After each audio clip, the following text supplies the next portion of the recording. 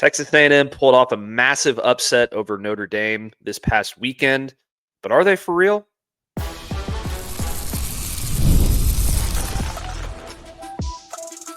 You are Locked On Aggies, your daily podcast on the Texas A&M Aggies, part of the Locked On Podcast Network, your team every day. Welcome in. You are locked on the Texas A&M Aggies. I am your host, Matt Galatzan, publisher of Texas A&M Aggies on SI. Thank you for making Locked On Aggies your first listen every single day. Part of the Locked On Podcast Network, your team every day. Today's episode is brought to you by FanDuel. Right now, new customers can bet just $5, and if your bet wins, you'll get $300 in bonus bets to use across the app. Download the app today. Harrison, big-time win for Texas A&M this past weekend, upsetting Notre Dame in dramatic fashion in South Bend, 41-40. Talked a lot about this game on Monday. With this win, Texas A&M has leapfrogged into the top 10 of the AP poll. Marcel is in the Heisman race. Mario Craver is AP National Player of the Week and is leading the nation in receiving. A lot more has come along with it as well. Mike Elko, I think, was named the Coach of the Week in multiple Coach of the Week award polls or awards or whatever you want to call them. A lot of hype around this team right now. Everybody's saying they are one of the most complete offenses in the country, one of the most explosive offenses in the country. Defense still needs a little work, but I think most people are pretty happy and excited about what Texas A&M has done so far, especially in that Notre Dame game. But here's the question, Harrison. Is Texas A&M for real? I think they are, but I'm going to let you go first. Is Texas A&M for real? It's funny how the narrative has quickly changed. I think going after the first 2 weeks, it was kind of like, ooh, feels like this team's not being looked at seriously, kind of being overlooked, kind of being forgotten about. It's ranked 17, somewhere in that 17 range in the AP poll. Not a lot of people talking about them. And then you go out on the road, you get a big win at Notre Dame. Even if folks are starting to is Notre Dame going to be a playoff team this year conversation after they start 0-2. Seems like people aren't overlooking the Aggies anymore, Matt. Seems like people are starting to take them a little bit more serious and starting to talk about them more. Matt, I do lean here in terms of, yes, I do think they are for real. Now, I think they are for real in terms of playoff contenders. I think with how wide open college football has looked right now, even with teams that have some of the biggest name quarterbacks, they're struggling. A lot of these big name quarterbacks are struggling, which has been a reason why some of these teams that I think were so hyped up coming into the preseason are no longer in that, conversation of, oh, are these teams going to be making the playoffs? Is this team a dark horse to make the playoffs? I think A&M is a legit playoff contender. I think anything less than making the playoffs after the way they started this year on the road at Notre Dame would be a disappointment. I look at the remainder of their schedule. It's by no means easy. I mean, you come back after a bye week, you have to play a ranked Auburn team who is about to go into a ranked matchup this weekend. I'm sure we'll talk about that later on in the show. But outside of that, I mean, you're looking at, hey, your three toughest games after that will be LSU, Missouri, and Texas. You take two out of those three. Heck, you take one out of those three, and you win the remainder of your games. You're in the conversation for the college football playoffs, absolutely. And you're definitely probably in the conversation to be in the SEC championship, depending on how open this conference gets. Because right now, Matt, it seems everyone's take is that Georgia's probably a shoe-in or a favorite to get in there. And then you're looking at a number of teams like LSU, OU, I think Texas A&M's in there now, Texas. All those teams are jockeying into position in terms of who's going to be potentially matched up with them in the SEC championship. And by no means, don't write Georgia in pen. Don't write anybody else in pen because we're just through one SEC game throughout the conference. But right now, it seems like A&M's in the mix of teams that people are expecting potentially to be playing in Atlanta come the first weekend of December. Yeah, and I want to say about Georgia before I give you my take on Texas A&M. They've got a pretty dang tough schedule themselves. So I like that you say don't write it in pen because they've got Alabama, who looks a hell of a lot better over the last couple weeks. Then they go to Auburn. They have a game at home against Ole Miss. That this Ole Miss team looks pretty good, and this Georgia team seems to be a little bit wobbly defensively after that matchup with Tennessee. They also still have Texas. They also still have Georgia Tech, who just beat Clemson. So everybody in this conference still has a long way to go. Texas A&M, though, kind of seems like they have the clearest path, at least in controlling their own destiny, to make the college football playoff and make the SEC championship game. Just right now, you would say Texas because they have a relatively easy road compared to A&M. I know they have to go to Georgia, but they have OU in a neutral site, which is going to be tough, and they've got A&M at the end of the year. But that offense looks mighty shaky right now with Arch Manning. A couple of these other teams have also had their flaws as well. But look, what was the issue with Texas A&M last year that held them back? It was the lack of explosive plays in the passing game. It wasn't necessarily the defense, although the defense did give up some big leads towards the end of the season against Auburn. They got blitzed against South Carolina. They held up pretty well against Texas, but then against USC in the bowl game, that one as well. So, there were some issues with the defense, and there still are some issues there. But A&M could not throw the football consistently last year. They could not throw the football with explosiveness a lot of times last year. And that is what I think separates this team from really almost anybody else in the SEC outside of maybe Georgia and Tennessee, who just played this past weekend. Texas doesn't have any explosive passing downfield right now. LSU struggling offensively. You go on down the list. Oklahoma looks fairly explosive, but I feel like it's mostly John Mateer, and the rest of that offense is just he's just kind of Superman right now, and I don't really think they played anybody good. The jury's kind of out on them. But this A&M offense has explosiveness on top of explosiveness on top of explosiveness. All three wide receivers can get behind the defense. As soon as they get the ball in their hands, they can score from anywhere on the field. Amari Daniels and Ruben Owens are both extremely good in the passing game and explosive in the running game. Le'Veon Moss is an absolute bulldozer hammer running the football. This offensive line has been great. You know why I know they've been great? Because you haven't been talking about them at all. That means they're blocking their guys and they're not getting in the headlines because they're taking care of business. This offense might be the best in the SEC right now. Georgia has the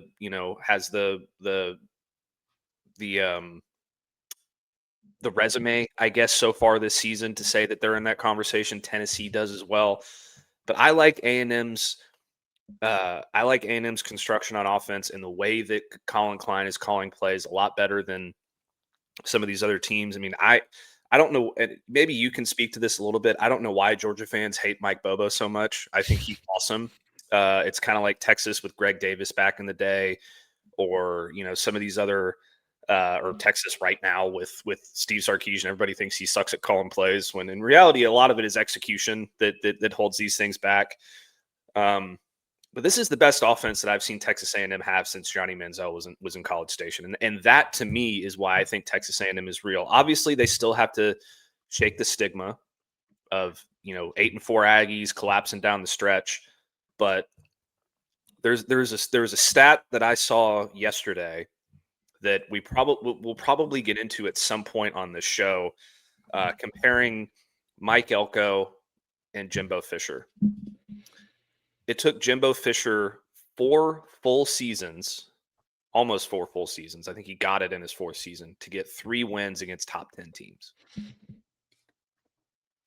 You know how long it's taken Mike Elko, Harrison? 1. Well, I guess 1 in 3 games. It has taken him 16 games to get 3 wins over top 10 teams. That is 1 season and a quarter. That leads me to believe that Mike Elko has this team on the right track, that Mike Elko has this team believing in itself. You could see the way that in their body language, how confident they were before the Notre Dame game, after the Notre Dame game. That on top, the confidence and the explosiveness on offense is why I think this team is absolutely for real. Well, and they're mostly what they're doing on offense is they're eating through the air. I mean, chunk play after chunk play. Mario Craver went for over 200 yards.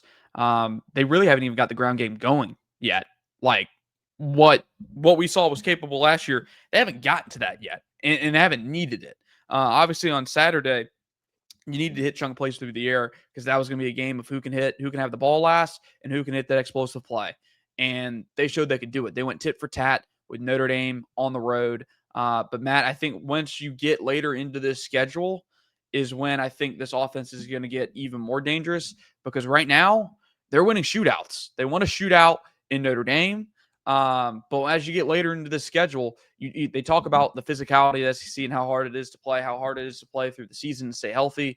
A&M's going to be able to jump on you quickly with its passing game, Marcel Reed, and hit you with its explosives. But the key is, when you go look at the SEC champions of the past, they've always had the run game and the physicality up front to wear you down in the latter stretches of that game. You go look at the SEC championship last year. Georgia started to get some yards on the ground late in that football game that helped them beat Texas, even with a passing game that wasn't particularly extraordinary in that game. You go look at the year before, Alabama ran them down Georgia's throat quite a bit to go ice football games. I think A&M has what it takes to ice football games in this conference, and I'm looking at the remainder of their schedule, and yes, you look at games at LSU and at Texas, you're like, okay, those are by far their toughest matchups. They both are on the road, both in hostile environments. But like you said, I think right now you can make the case that A&M is just as complete of a football team as there is in the SEC right now, because I think everybody, and this is across college football, everybody has their issues. There is no one dominant team, one complete team. Like, they have no flaws. I think you can poke holes through every single team in college football right now and try and talk yourself into a reason why they aren't going to be a national champion. A&M has that right now. You can say, hey, defense isn't great. You can say, hey, maybe Marcel Reed doesn't complete enough passes for you. Whatever. You can poke holes, but you can poke holes in anybody in college football right now. And I think, like you said, we haven't seen the best of this offense 3 games in, although they've scored 40 points in every single game, including a game on the road at Notre Dame. And they did it with Marcel Reed mostly leading the air attack. I can't wait till we see this run game get going, because we know what it's capable of. They have 2 really capable backs, 2 all SEC potential backs.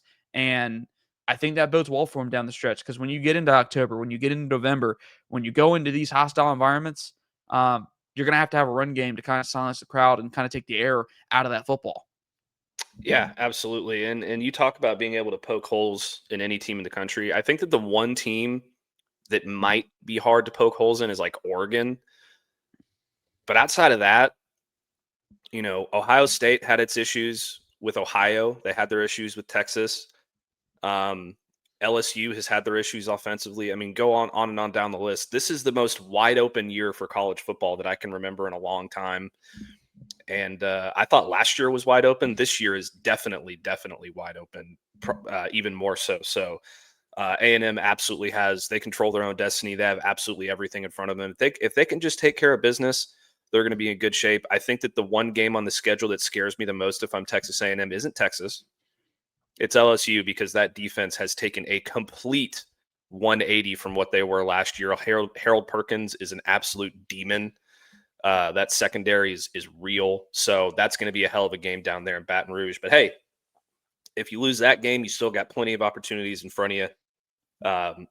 So, it's going to be a really fun year for Texas A&M. If they can hold up, they'll be there at the end with everybody else. All right, let's take our first break. When we come back, we're going to talk about some games. It's a bye week for Texas A&M. So we're going to give you some games that we think you should pay attention to in the SEC that are particularly important for the Aggies. So stick with us, and we'll be right back.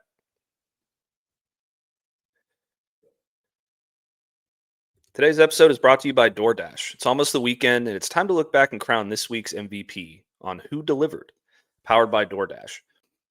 Just like you can win every Saturday with DoorDash streaks, saving more every time you order, these players delivered when it mattered the most. Let's break it down. I mean, let's be honest, Harrison, this past weekend, it was Mario Craver with his explosive plays, over 200 yards receiving. 3rd week in a row, he's gone over 100 yards. He leads the nation in receptions, in receiving yards. 3 games in a row, he scored at least 1 touchdown. He's definitely delivering in a big way. And so is Marcel Reed. When the pressure was on, Marcel Reed came through on that 4th and goal, no hesitation, no delay. And if you've been watching week after week, he and Mario Craver both, these performances weren't a fluke. So, Craver and Reed are definitely both on a streak. And just like Craver and Reed delivered for Texas A&M, DoorDash delivers your Saturdays. With DoorDash Streaks, you can save every time you order, stack it up all season, and you could save up to $250, including $100 in DoorDash credits. Order this Saturday, keep the streak alive, fuel your game day, only with DoorDash. Terms apply, promo period through 11/18. Today's episode is also brought to you by FanDuel. The NFL season is here, and FanDuel is making sure you're ready for kickoff with a can't-miss offer. Right now, new customers can bet just $5, and if your bet wins, you'll get $300 in bonus bets to use across the app. It's quick, easy, and the best way to add a little more energy to your Sundays. So are you ready to play? Download the FanDuel app now by visiting FanDuel.com to get started. That's FanDuel.com to place your first $5 bet. Well, it's a bye week, Harrison. And, that's a little deflating for Aggie fans because they're really excited to get into this SEC schedule, especially after such a thrilling win against Notre Dame. But it's a good time to kind of take a step back and relax a little bit, get your guys healthy, get your guys prepared for what's going to be a very, very difficult game against Auburn next weekend. That looks like that offense behind Jackson Arnold, at least so far, looks like it's a force to be reckoned with. That game is at Texas A&M, so Jackson Arnold will have to battle with that Aggie crowd. But that's a skill set that has caused some A&M issues in the past. But given that it's a bye week, there's not a whole lot of breakdown to do in terms of what's coming up next. So what we decided to do today was just give you a couple games to keep an eye out for. The Texas A&M fans should be particularly interested in going down the stretch into this season. And I'm going to start first, Harrison. This might not be a sexy pick because it seems like it should be a blowout. But Texas and Sam Houston State. And let me tell you why. Because Arch Manning has struggled big time this season. The first week, he was okay in the second half against Ohio State. He was dreadful in the first half. San Jose State, he was good during a certain stretch of time, but the rest of the time, the offense was kind of stagnant. Against UTEP, he was awful.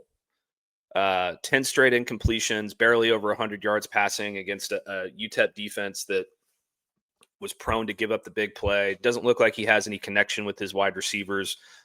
The running game is stagnant. I think Steve Sarkisian is calling the right plays because he's got guys open, but Arch can't get it there, and the running game can't get it there. The offensive line's not holding up. The defense looks good, but I think A&M should take particular interest in this game because if you watch this football game and Arch Manning struggles, I don't think that I think Texas fans need to freak out a little bit if Arch Manning struggles against Sam Houston State because they are, by and large, the worst pass defense in college football. They rank there's 136 teams in college football. They rank at 130 or worst in most stats in pass defense. And that could end up being the biggest game on Texas A&M's schedule. So this is Texas A&M's opportunity to really take in and get confident or, say, okay, Texas is a team that, it looks like they're starting to figure things out. And if Arch Manning is struggling by the time Texas A&M gets to Austin, you could be pretty confident about that football game, even though it's on the road in a hostile environment. Yeah, I think the one thing that makes me, I guess, reluctant to count them out so far is the fact that, they have three pretty much, should be cupcake games in a row right here after the Ohio State win, San Jose State, UTEP, and now Sam Houston State. I know the San Jose State, there were moments where I think I saw people were talking about, hey, maybe this team's starting to figure it out. And then you go to UTEP and it's back slow start again. Some really boneheaded plays, some plays that shouldn't have happened, like that interception he threw early in that football game that was a young quarterback trying to do way too much when he was just scrambled all the way left and all the way back right and throws it back across the middle. Very, very bad play. Very bad. But yeah, I'm with you, Matt. If they struggle in this game and they don't get it together versus Sam Houston, yeah, I know this is a dumpster fire right now, but that game on the road at Florida after a bye week, going to be an interesting watch for non-Texas fans if they don't start putting things together. Because then you go to Dallas and you play an Oklahoma team that has been hot to start the year. That has, after struggling last year, is showing signs of promise behind a quarterback that I think by a lot of people opinion is the front runner for the Heisman right now. I'm with you there. I think the same Houston game should be interesting just in the sense that Texas is going to have to somehow figure out what its identity is, and they got to start showing signs that they're figuring that out, and they know how to get the best out of its football team. For me, Matt, the one I'm watching, I guess, and it's another one that's probably a game that's rather decisive in terms of who you think is going to win. I just mentioned them. It's Florida at Miami. I mean, this rivalry, we got it last year. Miami took care of business, went into Florida's house, told their recruits, hey, you shouldn't go here. You should come to the U. Absolutely gave it to Billy Napier, put him on the hot seat from the very beginning. Now Billy Napier's on the hot seat again. Florida's 1-2. He's lost, 2 in a row? Lost to USF, lost to LSU at home LSU last weekend. Carson Beck's looked really good. Miami's looked really good. Ruben Bain has been an absolute stud. I love what I've seen from Mark Fletcher in the passing game. Malachi Toney obviously went viral with that one-hand touchdown catch, or might not have been Toney, it was someone else, went viral with that one-hand touchdown catch. I think it was Jaden Daniels, I think his name was. I'm really, Matt, the reason I say Aggie fans should watch this football game is just to whether or not you should start preparing for Florida to have a new head football coach by the time October 11th comes and they're traveling to College Station. I don't think Billy Napier makes it to the Georgia-Florida game at this rate because I'm looking at the rest of the schedule, Matt. It's not easy.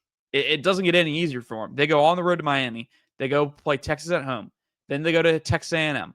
Then you have a sneaky Mississippi State team in there. Then you get to Georgia. Is Billy Napier going to make it to November 1st? I don't think so. And depending how Saturday goes, he might not even make it at College Station. So if you're interested, Aggie fans, in terms of seeing what the hot seat looks like, there are already 2 coaches fired this weekend. Billy Napier could very well be next. And if you're really wanting to read into the tea leaves, maybe start looking into whether or not DJ Lagway is going to be one of the top portal quarterbacks this offseason, depending on how the season unfolds. Yeah, I think that's a good pick. I think Billy Napier is gone after the next couple weeks. The Florida schedule is just way too difficult for him to survive this season at this rate. That USF loss really, I think, put the nail in his tenure there. So that's definitely going to be one to watch. I'm going to give you one more, and then we're going to go to our next segment because we're running a little long here. But Auburn OU, Texas A&M has their bye week, and then they return home and they face Auburn at College Station. This is going to be the first real look that you get, I think, at Auburn facing an elite defense. Baylor was Swiss cheese against Jackson Arnold. They haven't played anybody since. How does this Auburn offense with Jackson Arnold and Hugh Freeze and the other 5 play callers that they have, how does that stack up against a real defense in Oklahoma that I think is one of the best defenses in the country? How do they hold up against the guy who many people believe is the best quarterback in college football right now, and John Mateer? That is the game that I think of all of the games that A&M fans should watch. I think it's that one because it's your next opponent. And this is the first real test that they've had all season long. And I think it's the first real test that Oklahoma has had as well, if I'm being quite honest, because I don't believe that Michigan is that good of a football team. At least not in terms of contention against good teams. So Texas, Sam Houston State, Miami, Florida, and Auburn, Oklahoma, just a few games that everybody should watch out for this weekend while the Aggies are resting and relaxing and recuperating and getting ready for their matchup against Auburn in a couple weeks.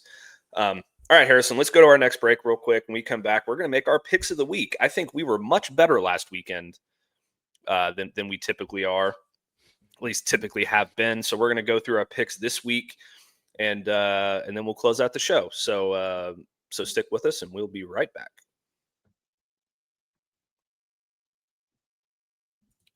Today's episode is brought to you by Mazda. Mazda crafts cars for those who do more than simply move.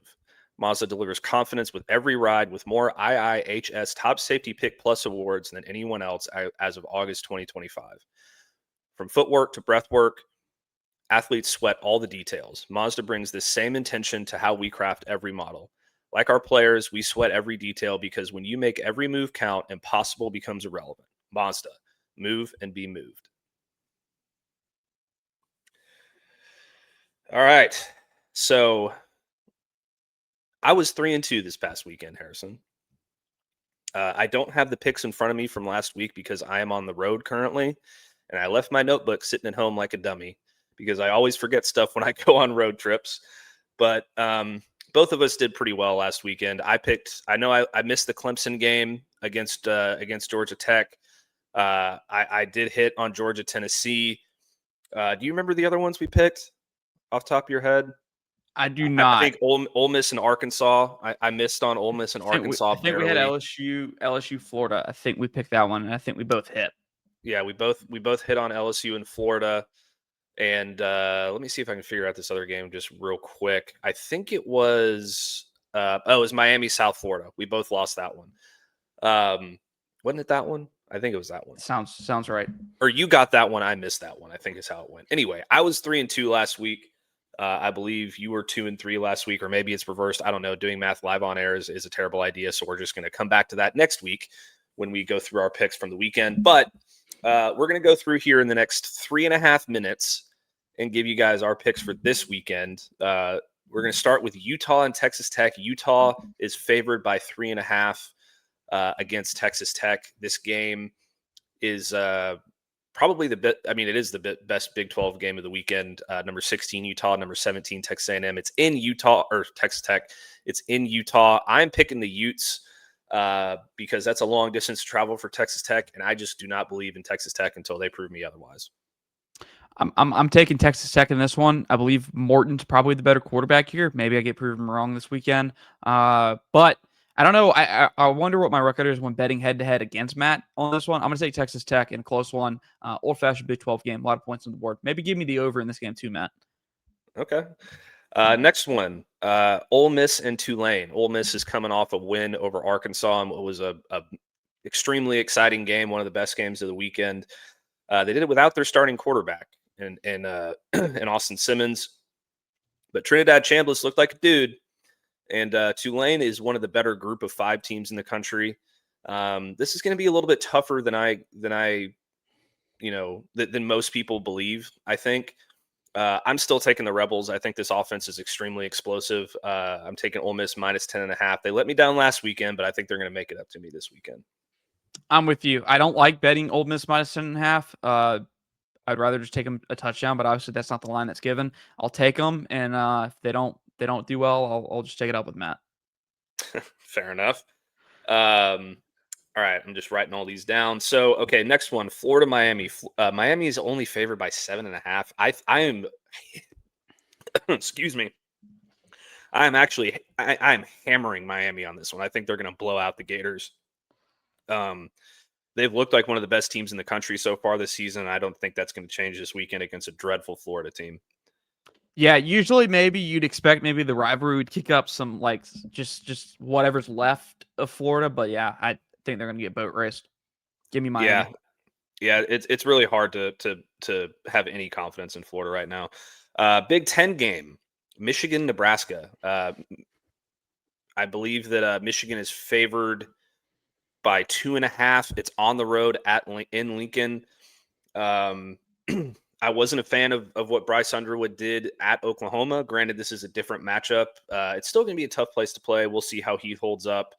I'm actually going to take Nebraska on this one to cover, and maybe even to win the game. I don't believe in Michigan. Their one touchdown that they had against Oklahoma was a busted play. So I'm taking the Huskers.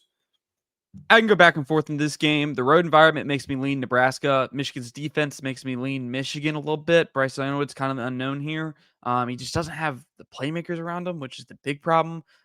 Maybe whoever their $10 million donor that paid Underwood apparently, or whatever the number was, get him some playmakers. But until then, I'm going to take the home team here. I think Nebraska covers this 2.5 point line. And then should be a really good game. I mean, I think this might be a sleeper game a little bit by some. But yeah, I think Nebraska covers this 2.5-point line at home. All right, and then our final game, the game of the weekend for most people, Auburn and Oklahoma. Jackson Arnold returns home to Norman, where he started his career and where he got run out of town because he was kind of a broken player last year. I think his confidence was just shattered. He's got a lot of confidence right now because this Auburn team has been pretty good offensively. He's been really good on the ground. Oklahoma is favored by 6.5 at home. You got your Heisman front runner right now, likely in John Mateer. And in terms of Jackson Arnold, he's been good on the ground. His passing, he's completing almost 70% of his passes. He's got 4 touchdowns, 501 yards. So he's been good in the air as well. He has been sacked 6 times, but this is a tough one. I personally think that Jackson Arnold is not going to be able to run the ball in the Oklahoma defense, and they're going to be able to shut that aspect down. I'm taking the Sooners to cover, but I don't feel great about it. I think it's going to be a close game. I do think Oklahoma wins, but I don't feel great about it. But I'm going with the Sooners. I just pulled up the forecast. It looks like there's probably a chance of rain. This might turn into a rain game maybe later in the second half, which in that case is going to come down to who can put the ball on the ground and win this game up front by moving people. I'm not sure if I want to buy into Oklahoma's offensive line, but kind of like you said earlier, I think Mateer's been playing at a really high level. They continue there with his coordinator. I'm taking OU to get this win at home, which should be a really hostile environment. I think Auburn plays well, but not enough to overcome the Sooners in this one. I'm taking Oklahoma minus 6.5. All right, we only have one difference in this game so far, or in our picks. So I'm going to give us a bonus pick, Harrison. We're going to pick one off the cuff, and we're both going to have to pick differently here. Have a little bit of a tiebreaker, if I can find one real quick. South Carolina, Missouri, in Indiana, Illinois. All right, here's an interesting one. All right. Texas is favored over Sam Houston State by 40.5. This is our bonus. Give me Sam Houston to cover the 40.5. I'll take Sam Houston. Yeah, right. I mean maybe Texas. Maybe this is the 1 week Texas covers the 40.5-point line, but nope, I'm not doing it. I'll take Sam Houston. All right, I'll take Texas because we just have to have a split on the bonus. I think we need to have more than one different one to kind of separate the pack here potentially. So, all right, so I have Utah. Harrison has Texas Tech. We both have Ole Miss over Tulane. We both have Miami over Florida. We both have Nebraska over Michigan. We both have Oklahoma over Auburn. Harrison has Sam Houston State covering against Texas, and I have Texas covering just because of the rules that I just put in place, and I feel terrible about it. So let's close out the show with that. Thank you so much for making Locked On Aggies your first listen today, and for your first listen every day. Honestly, we really appreciate your listeners or our listeners. But it's another big moment for Locked On college football fans. Locked On and Fire TV present College Football Kickoff, your ultimate college football weekly preview. Drake Toll of Locked On Big 12 leads the conversation alongside 2-time AP Coach of the Year Gary Patterson, former college star Jesse Holley, and Locked On's college local experts. It's a college football playoff that only Locked On can do. Thank you so much. Catch College Football Kickoff every Thursday throughout the season, only on Fire TV. Don't forget to like the video, subscribe to our channel, give me a follow over on Texas A&M Aggies on SI and on X at Matt Galatzan. Follow Harrison on X at Harrison Reno, and we'll see you next time. Why'd I have to pick Texas?